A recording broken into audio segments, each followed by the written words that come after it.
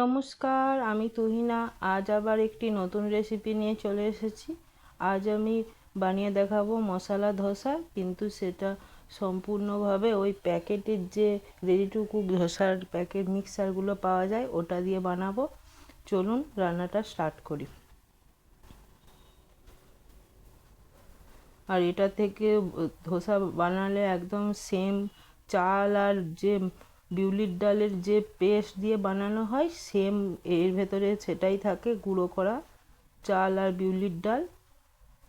চলুন আমি ধোসাটা বানিয়ে দেখাই আপনাদের। এখানে আমি কিছুটা ধোসার মিক্সার নিয়ে নিয়েছি, তার সঙ্গে আমি 1 কাপ দই দিলাম, টক দই, আর তার সঙ্গে 1 কাপ জল দিলাম। দিয়ে ব্যাটারটা ভালো করে আমি মিশিয়ে নেব। ভালো করে মেশাতে হবে যেন কোনো দানা দানা না থাকে। আরও এতে 1 কাপ জল দেবো। মিক্সারটা বেশি ঘনও হবে না আর বেশি পাতলাও হবে না, দেখে নিন। এরকম করে বানিয়ে নিয়েছি। আর এখানে আমি 1/2 চামচ লবণ দিই, টক দই দিলে একটু লবণ লাগে। আর তার সঙ্গে আমি আমার নিজের পছন্দের মতো একটুখানি গোটা জিরে দিলাম। আপনারা দিতেও পারেন, নাও দিতে পারেন, তবে দিলে এটা ভালো লাগে ধোসাটা। এটা তো প্লেন ধোসা, জিরের ফ্লেভারটা ভালো ছাড়ে। এখানে আমি 3টে আলু সেদ্ধ করে নিয়েছি, এটা ছাড়িয়ে নিচ্ছি খোলাগুলো। এবারে আমি গ্যাস জ্বেলে নেব, মশলাটা বানিয়ে নেব। ভেতরে যে আলু স্টাফিংটা দেবো ধোসার, সেটা আমি বানিয়ে নেব। এখানে কয়েকটা আমি লঙ্কা চিড়ে দিয়ে দিয়েছি, শুকনো লঙ্কা।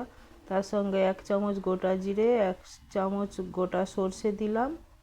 আর অল্প আমি পেঁয়াজ দিলাম, একটা গোটা পেঁয়াজকে চপ করে রেখেছিলাম চৌকো চৌকো করে, সেটা দিয়েছি। তার সঙ্গে আমি গাজরও চৌকো চৌকো করে চপ করে রেখেছিলাম, ওটা দিয়ে দিলাম।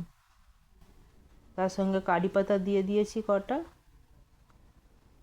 এখানে 1 চামচ আমি লবণ দিলাম, 1 চামচ হলুদ গুঁড়ো। ভালো করে মিশিয়ে নেব এটা।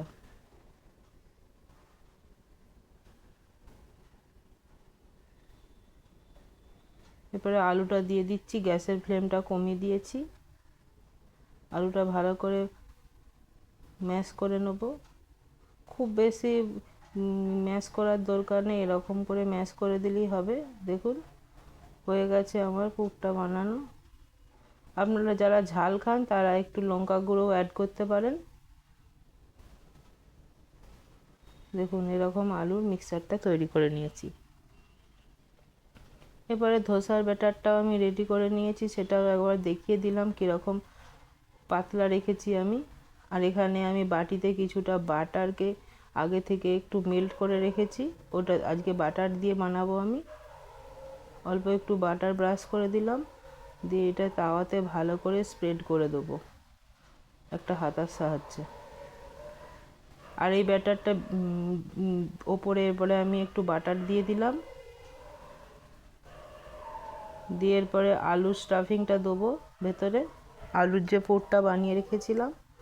আর এই ধোসাটা খুব একটা বেশি ক্রাঞ্চি হবে না, ভেতরে আলুর পুর দেওয়ার জন্যে একটু হালকা নরম ভাব থাকবে, তবে এটা খেতে কিন্তু খুবই সুন্দর হয়। একবারটি আপনারা এরকম বাজার থেকে এরকম মিক্সার কিনে বানাতে পারেন। আবার আমি বলেও দিলাম যে চাল আর তার সঙ্গে আপনি বিউলির ডালকে পেস্ট করে বানাবেন। যে ভাতের চাল, যে চালের আমরা ভাত খাই সেই চাল, তার সঙ্গে ওই বিউলির ডাল কিছুটা পেস্ট করে সেম প্রসেসে তার সঙ্গে একটু 1 প্যাকেট ইনো দিয়ে দেবেন। একদিন আপনাদেরকে ওই প্রসেসে আমি বানিয়ে দেখাবো ধোসা। চলুন আর একটা আমি বানিয়ে দেখাচ্ছি আপনাদের।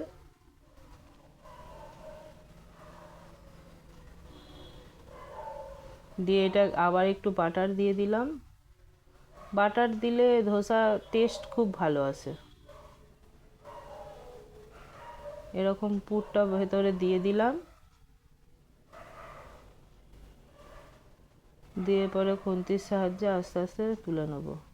এরকম দেখবেন ধোসা যদি হালকা একটু ব্রাউন না হয় সেটা ধোসা খেতে ভালো লাগে না।